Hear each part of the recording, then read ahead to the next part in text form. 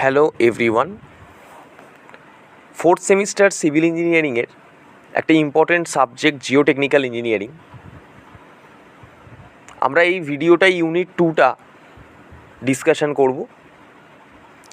Unit 2তে basically যেটা রয়েছে সেটা হচ্ছে 3 ফেজ ডায়াগ্রাম। প্রথমেই যেটা রয়েছে সেটা হচ্ছে 3 ফেজ ডায়াগ্রাম। আমরা সবাই জানি যে আপাত দৃষ্টিতে আমরা যদি এক মুঠো মাটি হাতে নিই, সেখানে কিছু সলিড পার্ট পাবো আর কিছু পোর স্পেস বা ফাঁকা জায়গা পাবো।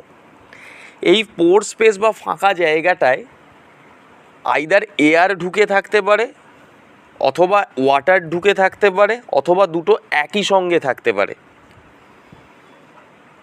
যদি এয়ার এবং ওয়াটার দুটো একই সাথে সলিড পোর্শনের সাথে থাকে, সেটাকে আমরা বলি ময়েস্ট সয়েল বা পার্শিয়ালি স্যাচুরেটেড সয়েল।